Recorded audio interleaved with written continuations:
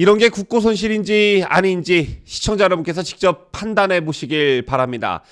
정부가 국제노동기구 사무총장에 입후보한 강경화 전 외교부 장관을 지원하기 위해 5억 원이 넘는 예산과 공무원 20명을 투입했던 것으로 드러났습니다.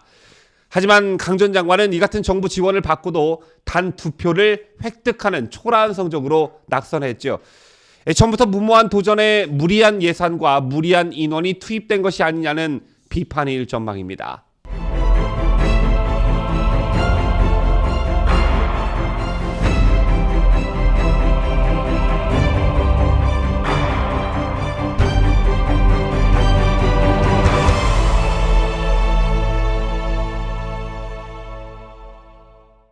시청자 여러분 안녕하십니까? 뉴스데일리 베스트 시작합니다. 우리나라는 지금까지 고 이종욱 세계보건기구 전 사무총장과 반기문 전 유엔 사무총장을 비롯해 국제형사재판소 송상현 소장, 세계은행 김용 총재, 국제해사기구 임기택 사무총장, 기후변화 정부간 협의체 이회성 의장, 국제형사경찰기구 김종양 총재 등 굵직한 국제기구 수장을 배출해왔습니다. 그 배경에는 개인의 전문성 및 역량과 함께 우리나라의 국제적 위상과 외교력이 뒷받침되었기에 가능한 일이었습니다. 그런데 지난 3월 강경화 전 외교부 장관의 국제노동기구 사무총장직 도전이 실패로 끝났다는 소식이 들려왔습니다. 국제노동기구 ILO는 노동 문제를 다루는 유엔의 전문기구로서 스위스 제네바에 본부를 두고 있는데요. 강 전 장관은 1차 투표를 통과했지만 2차 투표에서 56표 중 단 2표를 얻는데 그치며 고배를 마셨습니다. 자, 그런데 단 2표를 얻고도 우리 정부의 반응은 아쉽다였습니다. 이런 상황에서 아쉽다는 반응보다는 쪽팔리다라는 반응이 더 적절한 게 아닐까 싶은데요. 물론 우리나라 전직 장관이 국제기구의 사무총장이 된다면 이건 진영 논리를 떠나 경축할 일입니다. 하지만 강경화 전 장관의 국제노동기구 사무총장 선거 출마는 처음부터 무모한 일이었다는 비판이 제기되고 있습니다. 우선 강경화 전 장관 개인이 노동과 관련해 내세울 어떠한 업무 이력을 갖지 못했다는 점입니다. 하다못해 고용노동부 장관을 지내지도 않았고 노동과 어떤 연결고리도 없습니다. 즉 ILO 사무총장으로 경쟁력을 갖춘 후보가 아니었다는 것이죠. 실제로 사무총장이 당선된 질베르 웅보 국제농업개발기금 총재는 ILO 사무차장을 역임했고 다른 3명의 후보 역시 ILO나 노동부 장관 출신이었습니다. 때문에 강경화 전 장관의 개인적 욕심이 과했다, 너무 과해도 지나쳤다라는 비판이 제기될 수밖에 없는 것이고요. 이처럼 국제노동기구는 너무나 당연하게 노동 특성이 중요한 비중을 차지합니다. 자, 그런데 한국은 지난해 4월 기본협약 3개를 뒤늦게 비준했을 정도로 노동 후진국으로 꼽혀왔습니다. 때문에 문재인 정권의 친화적인 민주노총마저 논평을 내고 강경화 전 장관의 경험과 비전은 ILO 사무총장 직책과 한참 거리가 멀다며 누울 자리를 보고 다리를 뻗어야 한다, 이렇게 비판하기도 했습니다. 이처럼 국내 노동계마저 강 전 장관의 출마를 비판하고 나섰는데 국제노동계의 지지를 받는다는 것은 거의 불가능한 일에 가까웠겠죠. 때문에 투표라는 참담한 결과는 이미 예견됐다, 이런 말이 나오고 있는 것인데 강 전 장관은 1차에서 4표, 2차에서 2표를 넣었는데 그쳤습니다. ILO 사무총장은 이사회 정부그룹 정부이사 28개국 대표 28명, 노동자그룹 정의사 14명, 사용자그룹 정의사 14명을 모두 합쳐 56명의 표결로 결정이 되는데 정부 대표는 물론이고 노동자나 사용자 측 모두로부터 철저한 외면을 받은 것입니다. 그런데 이렇게 무모한 도전에 나선 강경화 전 장관을 지원하기 위해 5억 원이 넘는 예산과 인력 20명을 투입했던 것으로 나타났습니다. 어떤 일이 있었는지 좀 자세히 살펴보도록 하겠습니다.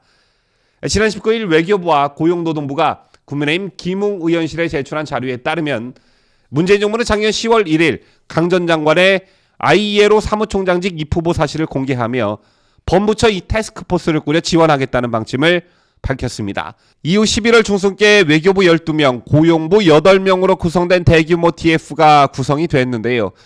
특히 외교부 1명, 고용부 2명은 4개월 넘게 강 전 장관 지원 업무만 전담한 것으로 확인됐습니다. 인원뿐 아니라 막대한 예산도 투입이 됐는데 TF는 외교부 3억 5,700만 원, 고용부 1억 6,940만 원을 합해 총 5억 2,640만 원의 예산을 사용했습니다. 별도 책정된 예산 없이 관련 부서 예산 범위에서 지출이 이루어졌다고 하는데요. 세부 사용 내용을 보면 선거 지원을 위한 출장비 4억 9,355만 원이 대부분을 차지했고 홍보물 제작과 외부 회의실 사용료 등도 포함이 됐습니다. 해당 기간 직원들의 급여까지 고려하면 강 전 장관 지원에 약 10억 원의 나랏돈이 사용된 셈입니다. 자, 그렇다면 막대한 예산과 인력 지원에 대한 근거는 무엇이었을까요? 강 전 장관에 대한 지원 결정은 외교부 예규에 따른 것이었습니다. 강 전 장관은 이 후보 당시 민간인 신분이었고 ILO 사무총장은 개인 자격으로 출마해 당선자의 국적 국가가 아닌 개인이 직위를 보유하는 자리입니다. 정부는 이런 경우에도 예산과 인력 지원에 대한 법적 근거를 명확하게 하기 위해 2019년 관련 예규를 제정했다고 하는데요. 자, 그런데 아무리 이런 예규가 있었다 하더라도 강 전 장관이 관련 예규에 적합한 인물이었는지 의구심이 들 수밖에 없습니다.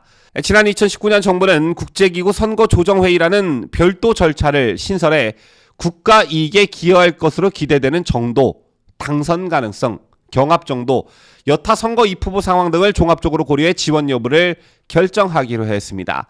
자, 그런데 이 같은 조건 중 강경화 전 장관의 국제노동기구 사무총장 도전에 부합하는 조건이 거의 없다, 이렇게 봐도 무방할 듯한데요. 때문에 국제기구 선거조정회의가 합리적 결정이 이루어지기 힘든 구조였을 거란 비판이 제기되고 있습니다. 한 노동계 인사는 강 전 장관이 외교부 장관에서 물러난 후 8개월 뒤에 지원이 결정된 것인데 선거조정회의 위원들 대부분이 장관 시절 임명된 사람들이었을 것이라며 전임 장관에 대한 특혜성 지원이 없었다고 보기 힘든 상황이라고 말했습니다. 이 밖에 관련 예규들이 강 전 장관 재임기에 제정됐다는 점도 공교로운 대목이란 지적이 나오고 있습니다. 의심스러운 대목이 한두 군데가 아닌데요. 문재인 정권 동안 강경화 전 장관의 사례 말고도 유명희 산업통상자원부 통상규섭본부장이 WTO 사무총장 선거에 출마했다가 후보직을 사퇴하는 일도 있었습니다. 자, 시청자 여러분, 문재인 정부 사람들은 지난 5년간 앞선 정부들에 비해 국제사회에 한국의 위상이 높아졌다는 이야기를 유난스럽게 자주 해왔습니다. 누가 묻지도 않았는데 틈만 나면 이런 취지의 이야기들을 자주 내뱉었던 것으로 저는 기억하는데요. 그 목적은 우리나라의 국제적 위상이 높아진 것이 문재인 정부에 와서 이루어졌다는, 즉 문재인 정부의 치적이라는 점을 선전선동하기 위함일 것입니다. 문제는 2021년 G7 정상회의에 다녀온 후 국무회의에서 한국의 달라진 위상과 국격을 다시 한번 확인할 수 있었다, 이렇게 말했고, 그 다음에 11월 국민과의 대화에서는 임기 중 가장 큰 성과가 무엇인가라는 질문에 한국의 위상이 높아졌다, 이렇게 답한 바 있습니다. 하지만 한국의 위상은 오랜 기간에 걸쳐 지속적으로 높아져 왔고 분수령이 된 경제선진국들의 모임인 OECD 가입은 오래전인 1996년에 이루어졌습니다. 그 이후 우리나라는 지속적으로 성장해 왔는데요. 때문에 한국의 위상이 문재인 정부 들어 높아졌다는 이야기가 거북하게 들리셨던 국민들 많으셨을 겁니다. 대한민국의 눈부신 발전은 박정희라는 위대한 지도자가 있었기에 가능한 일이었고 지난 60년간 온 국민이 일하고 또 일해온 그런 결과입니다. 누가 가장 많이 이바지했느냐, 이 질문에 답하기 어렵지만 수십 년간 온 국민이 피와 땀과 그리고 눈물로써 일궈낸 결과라 할 수 있죠. 자, 그런데 이것을 문재인 정부의 성과인 것처럼 이야기하는 것은 지난 격동의 대한민국의 역사를 무시하는 염치 없는 행동인 것입니다. 돌이켜 생각해보면 문재인 정권은 국제사회에서 우리나라를 또 우리 국민을 부끄럽게 만드는 일을 참 많이도 해왔습니다. 대표적으로 몇 가지 떠오르는 일만 말해보자면 2017년 12월 문재인은 중국을 방문해 베이징 대학 연설에서 중국을 높은 산봉우리라고 한국을 그 주변의 작은 나라라고 해 대한민국 국민들의 자존심을 추락시켰습니다. 국제사회에서 아무리 코딱지만한 나라일지라도 국가의 정상이 외국에 가서 그런 발언은 하지 않았을 것입니다. 그런가 하면 중국 가서 혼밥한 사례는 두고두고 역사에 길이 남을 장면이고 문재인의 국빈 방문을 취재하기 위해 따라다니던 청와대 기자가 중국 사설업체 경호원들에게 심하게 폭행을 당했지만 이렇다 할 항의 한마디 하지 못했습니다. 또 G7 정상회의 이후 문화체육관광부에서는 문재인의 참석을 홍보하기 위해 정상단체 사진을 올리면서 문재인이 중앙에 나오도록 남아공 대통령을 사진에서 빼는 한심한 짓을 벌였고, 세계 정상들과 자유롭게 대화하며 친목을 다졌던 이명박, 박근혜 전 대통령과 달리 문재인은 늘 구석에 틀어박혀 있었습니다. 그런가 하면 대본이 필요 없는 자리에서조차 문재인은 항상 A4 용지를 읽어 내려갔죠. 때문에 트럼프 대통령이 문재인을 흉내내며 조롱하는 일까지 벌어졌습니다. 또 자유진영 서방국가에서는 한국의 대북전단금지법과 언론중재법에 대해 도대체 대한민국은 자유민주주의 국가가 맞냐라는 의심을 받기까지 했습니다. 그리고 급기야 퇴임 후까지 바이든 미국 대통령의 방안을 틈타 바이든이 문재인을 만날 것처럼 호들갑을 떨어놓고 백악관에서 그런 사실이 없다고 말하며 망신을 당하는 일까지 벌어졌습니다. 자, 이래놓고 어떻게 문재인 정권 들어 5년 동안 국제적 위상이 높아졌다고 천연덕스럽게 말할 수 있을까요? 이래놓고 어떻게 강경화 같은 인물에게 국민 세금과 공무원을 투입시켜 당선되길 바랬을까요?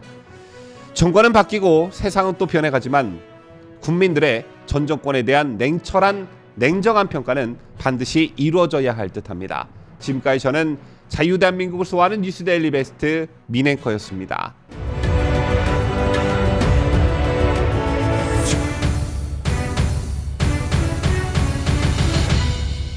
함께해요. 뉴스데일리 베스트.